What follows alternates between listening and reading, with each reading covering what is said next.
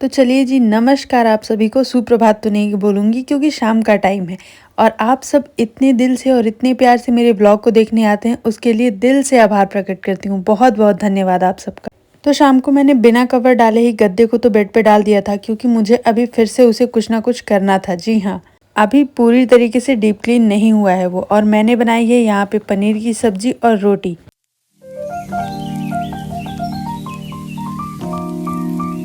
तो डिनर तो सॉर्टेड था और बच्चे के साथ खेलते खेलते हो भी गया आराम से, और बहुत टेस्टी सब्जी बनी थी। इसकी रेसिपी मैंने ऑलरेडी आप लोगों से शेयर कर रखी है। अगर आपको चाहिए तो कमेंट करिएगा, मैं फिर से शेयर कर दूंगी। और फिर आती है महादेव को सुलाने की। जी हाँ, मेरे लड्डू गोपाल को अब चलते हैं सुलाने। और सोने के बाद इनका सबसे अच्छा काम होता है मालिश करना। मैं अपने बच्चे को डेली रात को सोने से पहले मालिश करती हूँ बहुत अच्छे से, क्योंकि वो अब चलने लगा है। जब वो नहीं चलता था ना, तब भी मैं उसकी मालिश बहुत अच्छे से किया करती थी रात में सोने से पहले। और इससे ये फायदा हुआ कि वो 7 महीने पे ही चलने लगा अपने पैरों पे। और अभी भी मेरा बच्चा पूरे दिन बस नीचे उतर के चलने के लिए जिद करता रहता है। इसलिए सोने से पहले उसकी मालिश और सोने के बाद भी कभी कभी मैं उसकी मालिश बहुत अच्छे से करती हूँ। ये बच्चे हैं, थक जाते हैं, इतना चलते हैं तो थक तो जाएंगे ना, इसलिए मालिश जरूर करनी चाहिए। और अच्छी मालिश से अच्छी नींद भी आती है बच्चों को।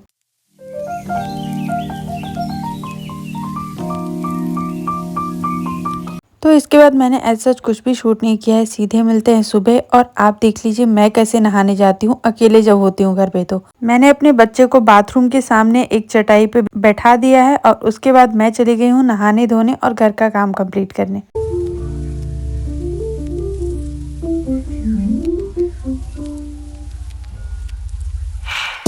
मैट्रेस देख रहे हो ना, मैंने कल इसको धूप में रखा था, वीडियो आप लोगों के साथ शेयर की है, जाके देख लीजिएगा कि मैं मैट्रेस कैसे क्लीन करती हूँ।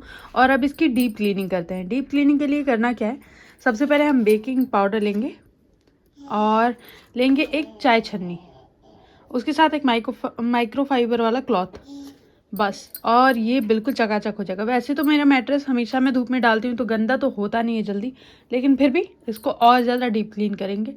चलिए स्टार्ट करते हैं। और अब हमें इसे स्प्रिंकल कर देना है ऐसे चारों तरफ।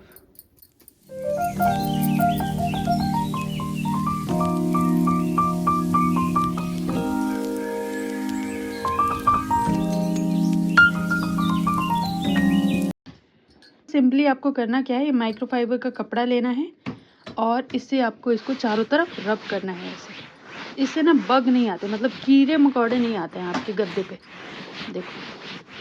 और उसके बाद अगर आपके पास टाइम है तो आप इसे धूप में सुखा दो, या फिर आप डायरेक्टली इसको साफ करके बेडशीट बिछा सकते हैं। मैं धूप में डालूंगी। मेरा मैट्रेस बिल्कुल बिल्कुल बिल्कुल अच्छे से क्लीन है, पर मेरी सेटिस्फेक्शन ना पता नहीं क्यों कंप्लीट ही नहीं होती कभी। तो इसलिए मैं आज यूज़ कर रही हूँ बहुत अच्छी सी क्लीनिंग टिप। आप लोग भी यूज़ कर सकते हो। देखो मैंने यहाँ पे लिया पानी, इसमें हम ऐड करेंगे कोई भी फेवरेट डिटर्जेंट, ओके। और उसके बाद एक पूरा नींबू का रस।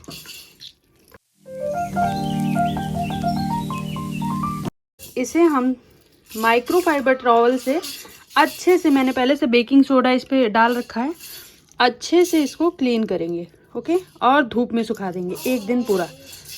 वेट गाइज, इस ट्रिक को यूज़ करने से पहले आपको ध्यान ये रखना है कि मैंने डिटर्जेंट थोड़ा ज़्यादा डाल दिया है। आपको सिर्फ 5 बूंद डिटर्जेंट डालना है पूरे पानी में और उसके बाद अच्छे से रब करना है इसको लेके। मैंने इतना डिटर्जेंट डाल दिया था कि मुझे 3 से 4 बार इसे अच्छे से साफ करना पड़ा सादे पानी से। यहाँ पे सिर्फ असलियत बताई जाती है, इसलिए मैंने आपको बताया है। अदरवाइज किसी और चैनल पे जाके देखोगे तो लोग ऐसे ही फेक बना देते हैं। आप इतना डिटर्जेंट मत यूज़ करना, आपको बहुत ज़्यादा प्रॉब्लम आएगी। मुझे बहुत ज़्यादा आई। और इस ट्रिक को यूज़ करने से पहले ना कम से कम आपके पास 1 घंटे हो, आप ये सोच के चलना। 1 घंटे से कम में ये सारी सफाई होने वाली नहीं है। और अब बारी थी बेड को अच्छे से साफ़ करने की, तो मैंने सबसे पहले साफ़ किया है। और ये पिलोज़ आप देख लीजिए, मेरे फेवरेट है ये पिलो। मैंने अपने हाथों से बनाया था और ये बहुत खूबसूरत लगते हैं। साफ़ करने के बाद बेड इतना खूबसूरत लग रहा है।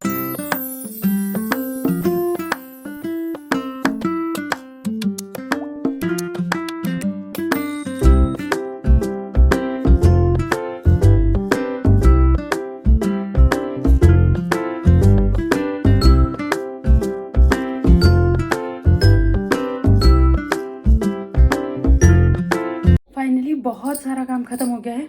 गद्दे वद्दे तो अभी पीछे नहीं है, लेकिन सब कुछ सूख गया है, सब कुछ डाल दिया है। और अभी मैंने पंखा साफ़ किया, बाहर वाला पंखा भी साफ़ कर दिया, बाबू भी खेल रहा है और साथ में काम भी कर रही हूँ। आज 12 बज गए हैं काम करते करते, पसीना तो आप लोग देख ही रहे हो, बता नहीं सकती कितना ज़्यादा काम होता है कभी कभी। ये सब यहाँ पे एक गोल वाली राउंड वाली नेट लगी हुई थी, वो भी निकाल दी है। आजकल थोड़ा ज़्यादा सफाई पे ध्यान दे रही हूँ, पता नहीं क्यों। अगर इसे ओसीडी नहीं बोलते तो पता नहीं किस चीज़ को ओसीडी बोलते हैं यार। इतनी ज़्यादा सफाई करती हूँ ना मैं कि मैं खुद नहीं समझ पाती हूँ कि क्यों कर रही हूँ मैं ये सब। अभी बाहर का सब साफ़ कर दिया है। गद्दे धूप में 2 दिन से डाल रही हूँ, इतनी ज़्यादा ओसीडी है मुझे। और जबकि गद्दों का कवर मैंने बहुत अच्छा सा बना रखा है। एक सेकंड मैं आपको दिखाती हूँ, देखो आप सब, ये है मेरे गद्दे का कवर, वाइट कलर का है। तो कुछ भी गंदा होता है ना तो पता चल जाता है। ये जो आप देख रहे हो ये गंदगी नहीं है, ये रस्ट लग गया है इसमें। मैं वॉशिंग मशीन का कवर बनाया था, बहुत खूबसूरत है वो, मैं आपको दिखाऊंगी ज़रूर किसी ना किसी वीडियो में। और अब तो लगाती नहीं हूँ क्योंकि डेली वॉशिंग मशीन में कुछ ना कुछ काम रहता है। पहले वॉशिंग मशीन चलती ही नहीं थी, जब बाबू नहीं हुआ था तो हमेशा उसमें कवर लगा रहता था। अभी बाई चांस से कभी कवर लग पाता है, एक्चुअली लगता ही नहीं है, 2-3 महीने से तो लगा ही नहीं है। लेकिन बहुत ब्यूटीफुल है वो कवर, मैं आपको दिखाऊंगी कभी ना कभी। अभी पिलो आप लोगों ने देखा, बहुत खूबसूरत है वो भी। अगर किसी को चाहिए होगा कि कैसे बनता है, वैसे तो यूट्यूब पे 50 वीडियोस उपलब्ध है। 12 बज रहे हैं करेक्ट, अभी बाबू खेल ही रहा है। अब जाती हूँ, उसका ध्यान रखती हूँ और फिर उसके बाद आके गद्दे लगाऊंगी। गद्दे शाम को लगाऊंगी एक्चुअली, नीचे सो जाएंगे दरी पे। दरी भी कल वॉश की ही थी मैंने, उसका वीडियो भी आप लोगों को दिखाया है। दरी को मैं ज़्यादा डिटर्जेंट से वॉश नहीं करती, ठीक है, कभी कभी धो देते हैं क्योंकि मैं महीने में 2 बार दरी हमेशा धो देती हूँ, तो इसको पानी से ही धो देती हूँ। डिटर्जेंट हमेशा लगाऊंगी ना तो दरी का जो कलर है और उसके जो टेक्सचर है वो मोटे धागे का होता है, वो सब खराब हो जाएगा। और डिटर्जेंट धागों को ना काटता है, तो दरी बिल्कुल ख़राब हो जाएगी। तो चलो, अब बाबू भी मैं कर रहा है तो मैं चलती हूँ उसके पास। धूप से अभी इनको लेके आई हूँ, अभी क्या मतलब आधे घंटे पहले लेके आई हूँ। और थोड़ा नॉर्मल भी हो गए हैं, ये धूप में बहुत गर्म हो गए थे, अभी नॉर्मल हो गए। अब मैं इनमें कवर लगाऊंगी और आप देख सकते हो ये शाइन। आई थिंक कि मैंने 90% इसको क्लीन कर दिया है जी, बिल्कुल 90%। 4 साल में पहली बार मैंने इतने अच्छे से साफ़ किया इसे। 2 दिन धूप में रखा, बहुत अच्छे से डिटर्जेंट वाले पानी से क्लीन किया है।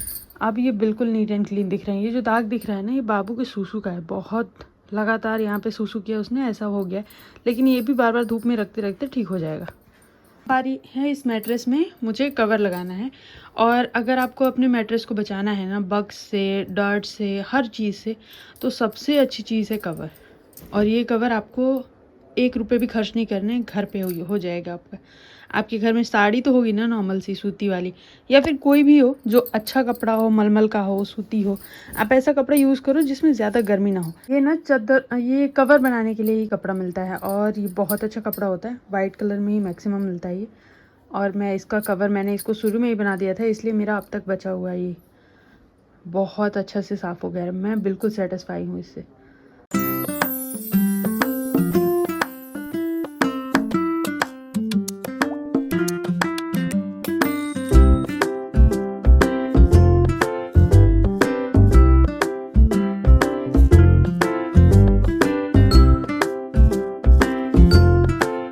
तो अभी मैं आपको दिखा रही हूँ कि बाबू को इस टाइम पे ना भयंकर वाली चोट लगी है, उसका पूरा मुंह कट गया है, बहुत ज़्यादा दर्द हो रहा है उसे। कभी ये 15 किलो मैंने आटा चाल के रख दिया है बिल्कुल अच्छे से। और ये मैस देख रहे हो आप, अच्छा हुआ अभी कल ही गद्दे वाला काम कर लिया क्योंकि आज बारिश हो रही है। चलो इसको क्लीन करते हैं फटाक से। एक बार मेरे किसी सब्सक्राइबर ने कहा था कि आंटी कोई भी काम ना छोटा या बड़ा नहीं होता, तो मैं आज उसका रिप्लाई करना चाहूँगी। मेरा काम छोटा या बड़ा वाला नहीं है, मेरा काम गलत या सही वाला है। एक ऐसी सोसाइटी में रहना जहाँ बहुओं को बाहर जाना तक अलाउड नहीं है, वहाँ मैं सबके फ़ोन में घूम रही हूँ, तो ये गलत तो है, पर उनके नज़रिए से, मेरे नज़रिए से नहीं। क्योंकि मैं सिर्फ एक बहू नहीं हूँ, हाउस वाइफ नहीं हूँ, मेरी खुद की इंडिविजुअल पर्सनालिटी है। आई थिंक कि मैंने अगर जन्म लिया है और मुझे ये चीज़ें आती है तो मुझे करना चाहिए। मैं सिर्फ ऐसे एक हाउस वाइफ बन के तो नहीं मर सकती। वो अलग बात है कि लोगों के लिए मैं गलत हूँ, तो मैं गलत हूँ उनके लिए, अपने लिए नहीं। मुझे कुछ करना है और मैं तब तक करती रहूँगी जब तक मैं अपने उस पोजीशन पे ना पहुँच जाऊँ, जब तक मुझे सेटिस्फेक्शन ना मिले। तो मेरा काम गलत या सही का है, छोटा या बड़ा का नहीं। और गलत तो मैं हूँ आप लोगों के लिए, सोसाइटी के लिए, जहाँ मैं एक गांव की हाउस वाइफ हूँ, छोटी सी बहू, जो कहीं जाना भी नहीं चाहिए, किसी के सामने आना भी नहीं चाहिए, वो सबके फ़ोन में घूम रही है, तो गलत तो हूँ। पर ये गलत मैं आप लोगों के लिए हूँ, खुद के लिए नहीं। अगर मुझे जन्म मिला है इंसान का, बुद्धि है मेरे पास, ज्ञान है मेरे पास, तो मैं उसका सही सदुपयोग करूँगी। मैं वो तो नहीं बन के मर सकती ना कि चुपचाप बैठे रहो, घर में काम करते रहो और मर जाओ एक दिन। नहीं, मुझे ये नहीं करना। मैंने पढ़ाई की है, मैं बहुत इंटेलिजेंट हूँ और उस हिसाब से अगर मुझे ये काम आता है तो मैं करूँगी। सिर्फ यही काम नहीं, जो भी काम मुझे आता है तो मैं करूँगी। मेरी खुद की एक पर्सनालिटी है और मैं उसे जीऊँगी। मैं किसी और के लिए क्यों बदलूँ? और किसी को भी किसी और के लिए नहीं बदलना चाहिए, आपको भी नहीं। आप खुद में एक बहुत स्ट्रांग पर्सनालिटी है और आप अपने आप को निखारिए। आप जिस चीज़ में अच्छे हों उसे करिए। मुझे ये चीज़ आ रही है, घर बैठे बैठे मैं अगर कर पा रही हूँ, मैं इसमें सक्षम हूँ तो मैं कर रही हूँ। ऐसा नहीं है कि मैं अपने पढ़ाई छोड़ दी है या मैं घर का काम नहीं करती, मैं सब कुछ करती हूँ और वही तो आपको दिखाती हूँ। फिर भी अगर मैं गलत हूँ तो मैं हूँ, पर आई एम हैप्पी कि मैं गलत हूँ। हाँ, मैं ये कुमारी आसव करके है, एक लिवर का जो फैटी होता है लिवर, उसके लिए ड्रिंक आती है। ये मेरे हस्बैंड को डॉक्टर ने दी थी पर उन्होंने पी नहीं थी। उनको कुछ और हो गया था तो मिला तो इसीलिए था, लेकिन चेक होने पे पता चला कि उनको कुछ और है तो उन्होंने वो चीज़ पी, इसको छोड़ दिया। मैं इसको पी रही हूँ। मेरी आदत है, अगर मुझे लगता है कि ये चीज़ फ़ायदा कर सकती है तो मैं करती हूँ, ठीक है। तो मेरे को देख के नहीं करना, ठीक है। ये नुकसान भी कर सकता है। घर की दवाइयाँ नहीं खानी चाहिए किसी को भी बिना डॉक्टर के प्रिस्क्रिप्शंस के। लेकिन ये अच्छी चीज़ है, मैंने ऑनलाइन सर्च किया और ये फैटी लिवर के लिए बहुत अच्छी है। और मुझे हमेशा फैटी लिवर की शिकायत थोड़ी बहुत रहती है क्योंकि मैं तेल मसाला थोड़ा ज़्यादा खाती हूँ, पानी भी तो बहुत ज़्यादा पीती हूँ, फिर भी रहती है।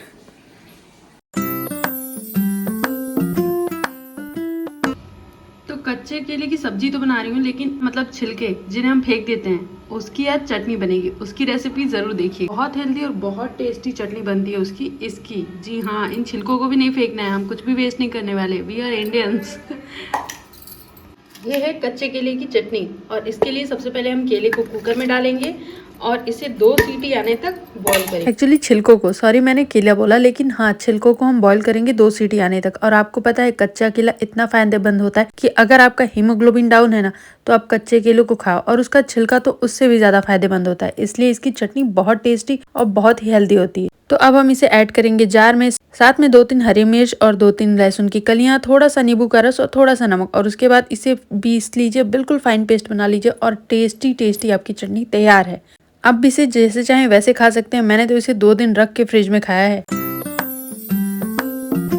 तो डिनर आज मैंने जल्दी बना ली था, उसके बाद लग गई थी किचन की सफाई करने में। सबसे ज़रूरी चीज़ मुझे आपसे शेयर करनी है, इस वीडियो के लास्ट तक आप बने रहिए और मैं बताती हूँ आपको। आजकल मैं अपने किचन में न्यू एडिशन कर रही हूँ, वो एडिशन जो मेरी फ्यूचर की आने वाली पीढ़ियों को भी बहुत प्रभावित करेगा। मैं अब मेरे किचन में सारी प्लास्टिक की चीज़ों को हटाने वाली हूँ और धीरे धीरे उनकी जगह पे कांच की और या फिर ब्रास की, मतलब पीतल की चीज़ों को लाने वाली हूँ। पीतल एक ऐसा मटेरियल है ना जो बहुत दिनों तक आपके साथ पीढ़ी दर पीढ़ी चलता रहेगा, और अगर आप उसे फ्यूचर में कभी बेचते हो तो उसकी वैल्यू भी उससे दुगना होगी। जी हाँ, ये सोने से कम नहीं है।